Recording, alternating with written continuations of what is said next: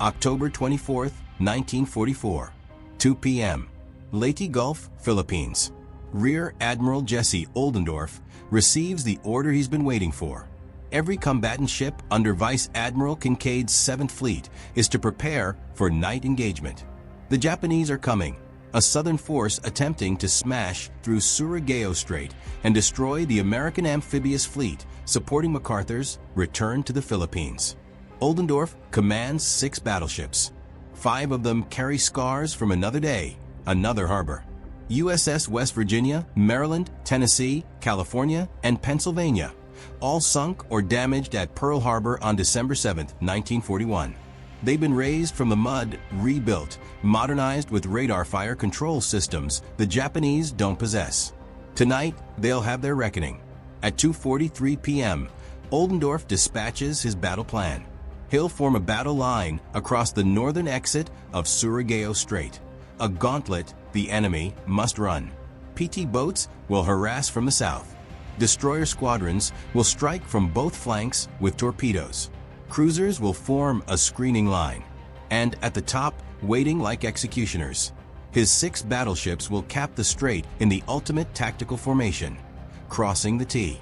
Every gun will bear on an enemy approaching in single file.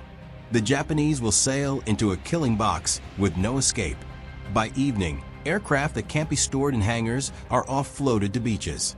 Lessons learned from Savo Island, where burning seaplanes turned ships into funeral pyres. Oldendorf's force moves into position as darkness falls over the Philippine Sea. October 24, 1944, 10 p.m. Southern approach to Surigao Strait. Vice Admiral Shoji Nishimura stands on the bridge of battleship Yamashiro, watching the dark silhouette of Mindanao slide past to starboard. Behind him follows battleship Fuso, heavy cruiser Mogami, and 4 destroyers. Radio silence binds them, no communication with Admiral Kurida's center force or Admiral Shima's 2nd Striking Force trailing 25 nautical miles behind. Nishimura knows he's early. Kurida is still hours away in the Sibuyan Sea. Shima won't reach the strait's entrance until after 3 a.m. The plan calls for synchronized attacks from 3 directions, overwhelming the Americans with numbers and confusion. But Nishimura won't wait. He's committed to the schedule, 18 knots, straight up the throat of Surigao Strait, arriving at the Leyte beaches by dawn. The Emperor's orders. Yamato Damashii, the spirit of Japan, will carry them through whatever American forces lurk ahead. At 10:36 p.m., radar operators on PT 131 detect the Japanese formation off Bohol Island. Ensign Peter Gadd's boat closes to 3 miles. At 10:50 p.m., he sees them, dark shapes moving north at 18 knots. The PT boats attack. Searchlights snap on, blinding the small American craft. Destroyer escorts open fire. Torpedoes churn white wakes through black water. None hit, but the message reaches Oldendorf. The enemy is coming. At 11:30 p.m., Nishimura radios Kurida and Shima, advancing as scheduled while destroying enemy torpedo boats. He doesn't mention the unease spreading through his fleet. The Americans know they're here. October 25, 1944, 1 a.m. Entrance to Surigao Strait. Nishimura's force reforms after scattering the PT boats. Destroyers Michishio and Asagumo take the van. For kilometers behind, Yamashiro steams with Shigeru and Yamagumo flanking. Then Fuso, then Mogami. A column 8 miles long, funneling into a strait 12 miles wide at its narrowest point. The PT boats continue their harassment, 39 boats in total, darting from the shadows of Panayan and Dinagat Islands. They score no hits, but their contact reports paint a perfect picture for Oldendorf. At 1:07 a.m., he receives confirmation. Star shells spotted 10 miles west of Panayan Island. The Japanese groups are making rendezvous. At 2 a.m., PT 134 reports a ship proceeding north with Panayan Island abeam, 30 miles from Captain Roland Coward's destroyer patrol line. Aboard USS Remy, Captain Coward's voice crackles through the intercom. "This is the captain. We are going into battle. I know each of you will do his duty. I promise you that I will do my duty to you and for our country. Good luck to you, and may God be with us. Destroyer Squadron 54 waits on the western flank. Destroyer Squadron 24 mirrors them to the east. Destroyer Squadron 56 holds the center, 3 sections positioned to ensure the enemy will pass through torpedo waters, no matter which way he turns. At 2:40 a.m., radar screens bloom with contacts. Range, 18 miles, bearing 184 degrees. The Japanese column, clear as daylight on the green glow of American radar. Nishimura's ships see nothing but darkness. They have no radar fire control, only visual range finding against the black void ahead. They sail on blind. October 25, 1944, 2:45 a.m. Western flank, Surigao Strait. Remy, McGowan, and Melvin turn toward the enemy column. Range, 9,300 yards. In 75 seconds, 27 torpedoes leave their tubes, porpoising into the black water. A searchlight from the Japanese column locks onto Remy. Her crew feels exposed, caged in white light. Then darkness again as the destroyers peel away, their fish running hot. To the east, Squadron 24 mirrors the attack. More torpedoes. The Japanese formation continues north, unaware of the steel converging from both sides beneath the surface. At 2:58 a.m., Destroyer Asagumo in the Japanese van takes a torpedo hit. Her bow disintegrates. She falls out of formation, burning. 3 minutes later, battleship Fuso erupts. Multiple torpedo strikes crack her spine. Fires bloom amidships, silhouetting the pagoda massed against orange flame. She breaks in two. Both halves remain afloat, burning like torches, lighting the strait for the carnage to come. Destroyer Yamagumo hit. She slows, listing, crew abandoning to the water. Destroyer Michishio torpedoed, dead in the water, sinking by the bow. In less than 10 minutes, Destroyer Squadrons 54 and 24 have gutted Nishimura's vanguard, for ships destroyed or crippled.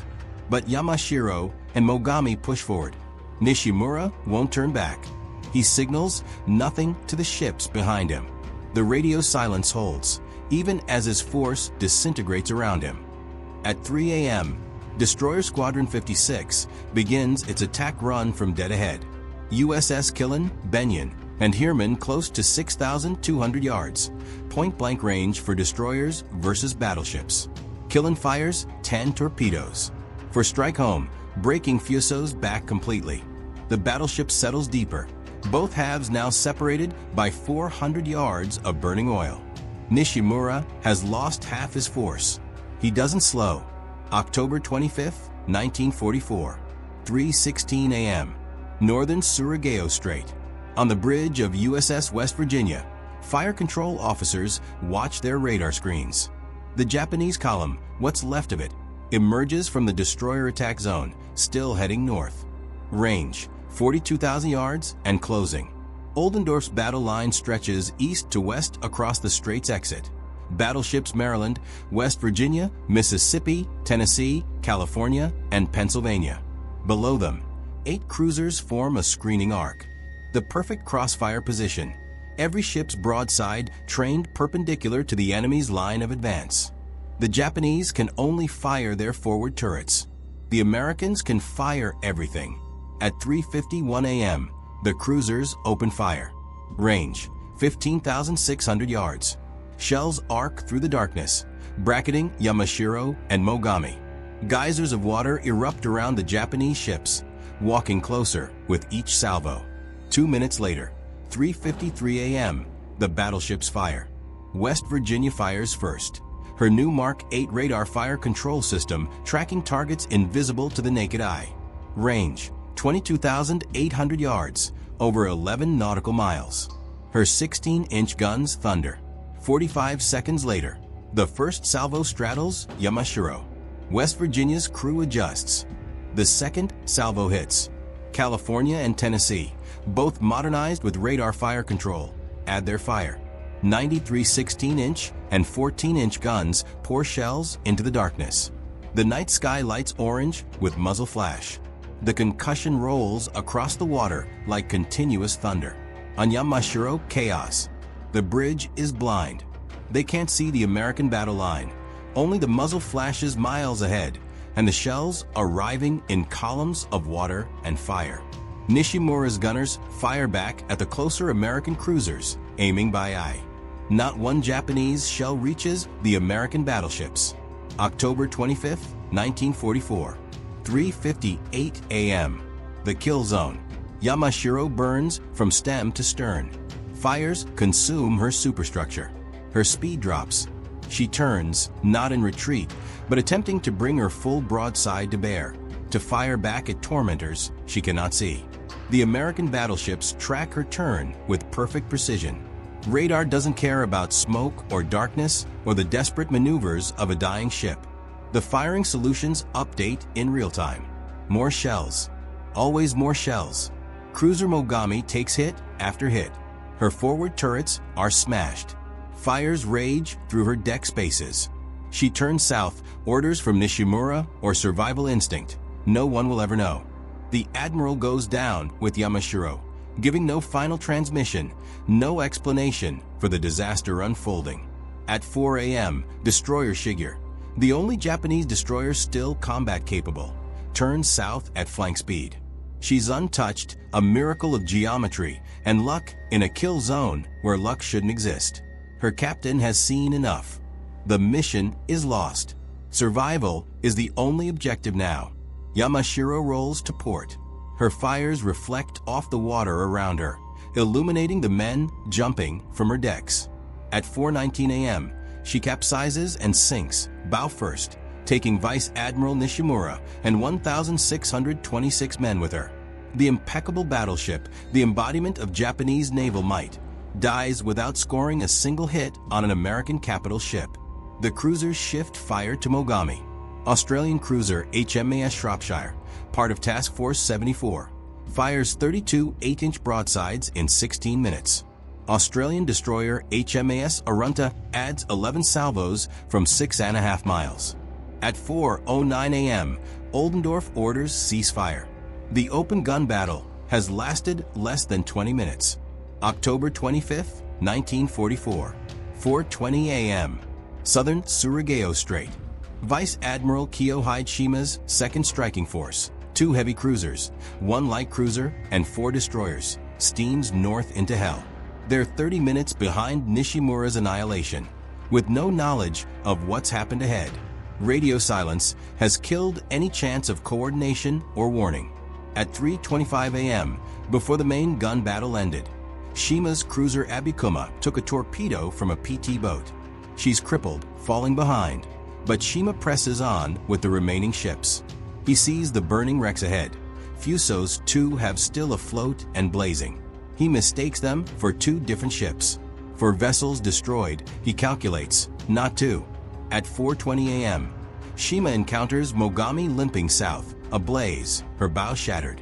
The cruiser crosses Shima's line of advance. In the darkness and confusion, Shima's flagship Nachi collides with Mogami, tearing open her own bow. Now Shima understands. Nishimura's entire force has been destroyed. The Americans command the strait with overwhelming firepower. Shima has 7 ships left, not nearly enough to force the passage against Oldendorf's intact battle line. He orders retreat. His cruisers attempt 1 torpedo run toward the American formation, more gesture than tactic, then turn south at maximum speed. American cruisers and destroyers give chase, harassing but not closing.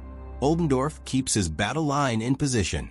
Kurita's center force is still unaccounted for, possibly approaching from San Bernardino Strait to the north.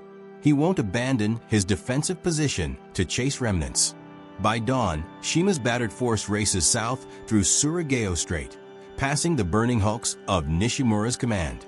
Only destroyer Shigeru from the first wave survives. Mogami, mortally wounded, will be scuttled later that day. Abikuma will limp to Dapitan, only to be sunk by aircraft on October 26th. October 25th, 1944, 7:30 a.m. Surigao Strait, dawn light. The sun rises over a graveyard. Battleships Yamashiro and Fuso rest on the bottom. Destroyers Michishio, Yamagumo, and Asagumo litter the strait floor. Cruiser Mogami crawls south, leaving an oil slick miles long. Hundreds of Japanese sailors cling to debris, waiting for rescue that will come from unexpected quarters. American PT boats and destroyers pull survivors from the water throughout the morning. On the American side, one destroyer damaged. Casualties, but no ships lost. The most lopsided naval engagement of the Pacific War. The American battleships, particularly West Virginia, Tennessee, and California with their advanced radar fire control, proved what technology and preparation could accomplish. They'd engaged and destroyed enemy battleships at ranges beyond visual sight, firing with precision the Japanese couldn't match or counter. The old battle wagons of Pearl Harbor, rebuilt and modernized, had exacted their revenge with methodical, overwhelming violence. But the battle is far from over. While Oldendorf's force celebrated in Surigao Strait, Admiral Kurita's powerful center force slipped through San Bernardino Strait unopposed. The northern passage left unguarded.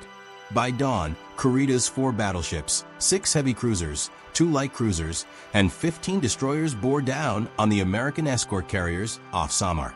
That fight, the Battle off Samar, would be desperate, chaotic, heroic. Everything Surigao Strait wasn't. Here, in the narrow waters between Leyte and Mindanao, the battle had been execution. A perfectly laid trap sprung with devastating efficiency. The last time in history battleships would face each other in gun combat, and it ended not with honor or glory, but with annihilation. The age of the battleship died in Surigao Strait, killed by technology it couldn't match. Historians would later call it many things: the Battle of Surigao Strait, the last battleship-versus-battleship engagement, the Pearl Harbor battleship's revenge. But beneath the labels lies a simpler truth. It was an execution dressed as a battle. Nishimura's tactical situation was hopeless from the moment he entered the strait. Outnumbered, outgunned, and fighting blind against an enemy with radar-directed fire control and perfect defensive positioning, he never had a chance. The only question was how complete the destruction would be. The answer: total. The battle demonstrated the revolution in naval warfare that radar technology represented. American ships fired accurately at targets they couldn't see, adjusting their aim through electronics rather than optics. The Japanese, still relying on visual ranging and optical fire control, might as well have been fighting with smoothbore cannons against rifled artillery. 5 of the 6 American battleships, West Virginia, Maryland, Tennessee, California, and Pennsylvania, had been sunk or damaged at Pearl Harbor. They'd been raised, rebuilt, and modernized specifically for this war. That they would be present for the final battleship gun duel of history, destroying Japanese battleships in a night engagement, carries a symmetry too perfect for fiction. But symmetry isn't strategy. The Battle of Surigao Strait succeeded because of preparation, positioning, and technology, not poetic justice. Oldendorf's plan was flawless. His subordinates executed it with precision. The Japanese sailed into a kill zone by choice, bound by orders and honor to an attack that was doomed before the first torpedo left its tube. When the guns fell silent at 4:09 a.m. on October 25, 1944, the era of battleship supremacy ended. Not with a grand finale, but with a one-sided slaughter in a narrow strait halfway around the world.